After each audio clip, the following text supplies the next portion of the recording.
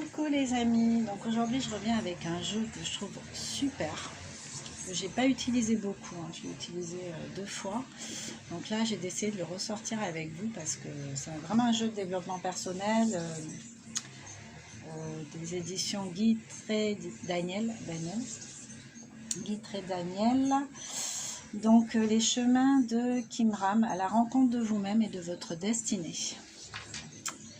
Alors je le trouve super intéressant dans son approche en fait. Donc je vais vous lire, donc il y a une légende au départ, il y a plusieurs enseignements, je vous lis juste les titres et regardez pour vous comment vous les recevez, ce que ça vous évoque. Premier enseignement, tu es libre. Le grand esprit t'a fait cadeau d'un don, du plus grand de tous les dons, la liberté. Voilà.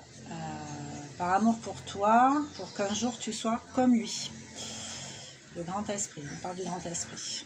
Alors, bon, il y a tout un chapitre, un questionnement à se faire par rapport au fait de se sentir libre. Après, le deuxième enseignement, c'est rends-toi libre. Les obstacles que tu trouveras à tes prières se trouvent à l'intérieur de toi. Ces pierres peuvent t'aider à les trouver pour les surmonter. Donc, autrement dit, plutôt que de faire un mur avec les obstacles, avec les mais, les peurs, les obstacles, en gros, les mauvaises croyances, ce serait plutôt en faire un pont pour aller vers autre chose, pour s'aider en fait, tourner les obstacles et les croyances à son avantage. J'ai fait une vidéo sur tu attires ce que tu dégages en fait, ta vibration. Mais en fait c'est ça, c'est tourner à son avantage, ne pas rester dans le truc négatif, c'est de voir quelle compensation on va avoir derrière, qu'est-ce qu'on peut tirer de positif, de bénéfique à chaque situation. Troisième enseignement, sois libre. Fort de tout ce que tu as libéré en toi, cette richesse infinie de talents et de ressources brimées par des siècles d'errance, que vas-tu faire maintenant? Que décides-tu? À quoi t'engages-tu? Car ton seul devoir est d'être libre. C'est ta nature profonde. Donc voilà, et on va voir, c'est terminé, 3 enseignements. Donc tu es libre, c'est une affirmation, rends-toi libre, donc fais-le vraiment et sois libre, sens-toi libre. Donc voilà, donc en fait, détail des cartes, il va y avoir les questions, les cartes questions, donc je vais en piocher une. Les cartes des obstacles en 2 parties, enfin deux sortes d'obstacles, et les cartes des ressources évidemment. Voilà, donc ce qu'on va faire là, je vais tirer des cartes. Je suis désolée pour le bruit, il y a des broussailleuses et tout, mais j'avais vraiment envie de faire cette vidéo, et puis là je peux me poser un petit peu. On fait avec ce qu'il y a autour. Hein. Donc, je tire une carte question, et quand je vais vous la lire, je vous invite à vous la poser sérieusement, à accueillir. Une question pour la majorité des personnes qui regardent la vidéo. Il y en a quelques-unes. Je vais prendre celle qui s'est retournée. Dois-tu changer quelque chose en toi, dans ta vie, ou les deux?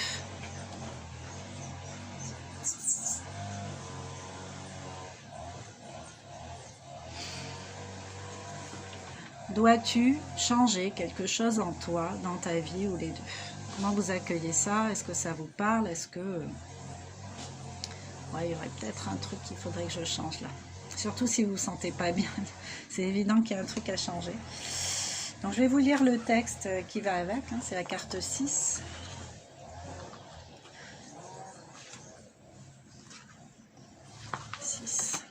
Je remets mes doubles yeux. Un peu embué pour le coup. Donc dois-tu changer quelque chose dans ta vie, en toi ou les deux? Cette carte vous invite à vous rappeler de la loi de la responsabilité. En effet, l'une des hypothèses avec lesquelles on travaille dans ce jeu est celle selon laquelle chacun est 100% responsable de sa vie. Nous sommes tous de manière plus ou moins consciente créateurs de notre réalité, et ce même quand nous avons l'impression de la subir. Parce que par exemple, notre inconscient peut faire exister ce que l'on redoute le plus, donc les peurs. Donc dire « j'ai un problème dans ma vie, je souhaite le régler » revient à affirmer « j'ai quelque chose à changer en moi ».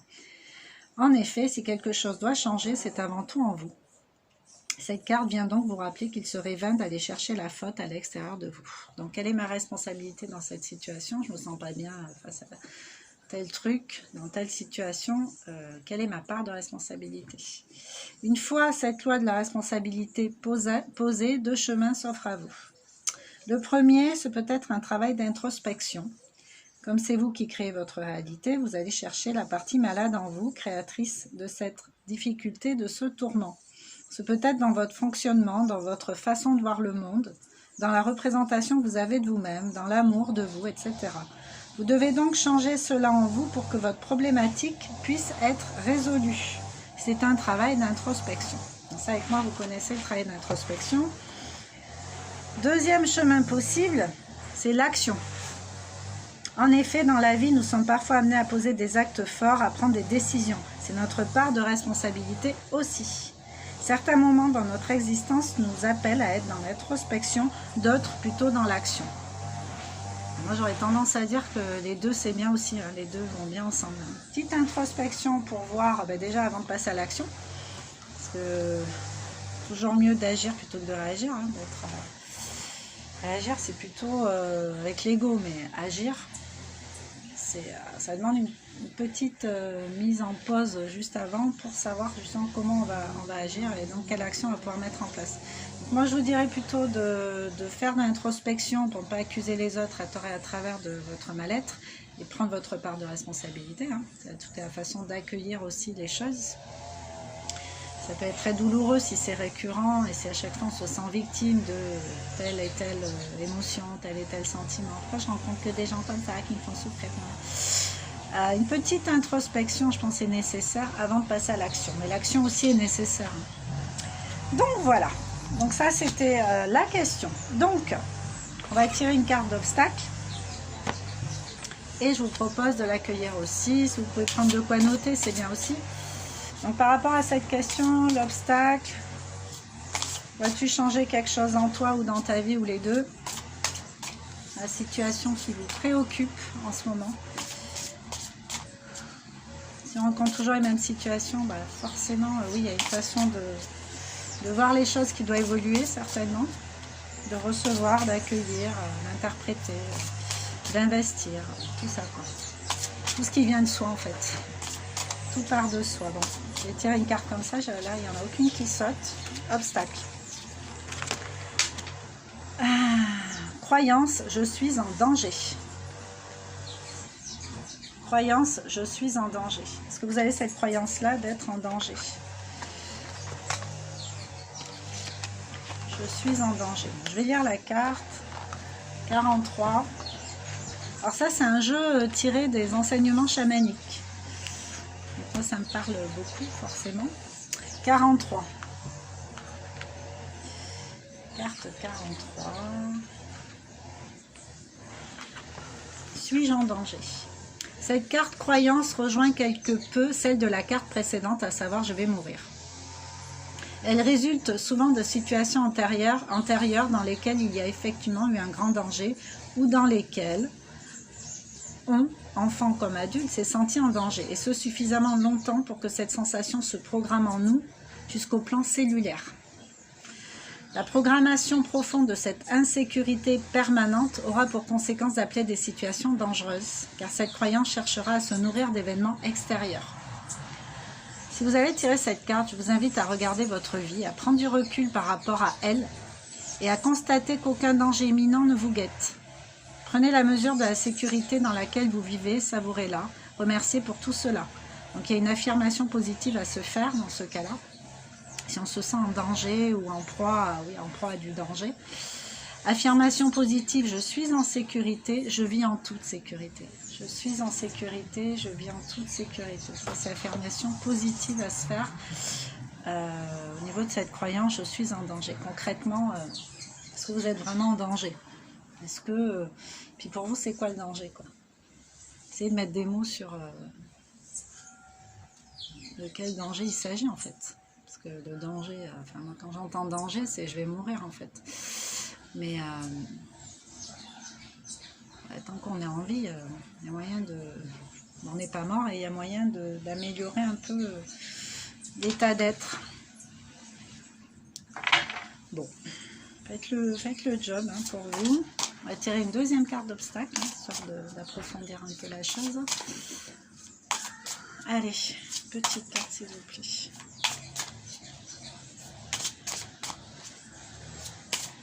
Une carte en rapport avec les deux premières. Il n'y a pas de place pour moi. Donc ça, c'est encore une croyance.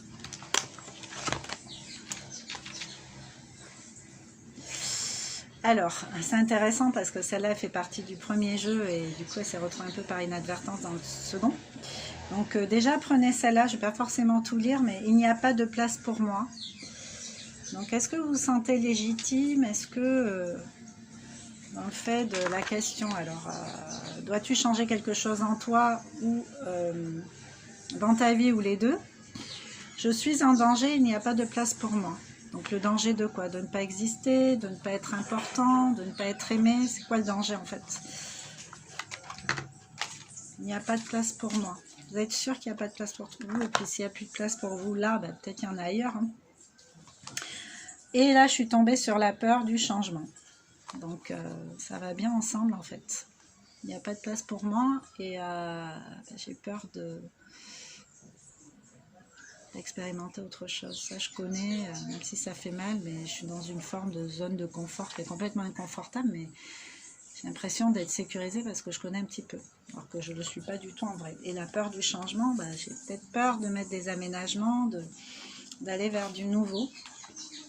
C'est intéressant, donc carte 80, enfin, tout est intéressant dans ce jeu, je le trouve vraiment bien fait.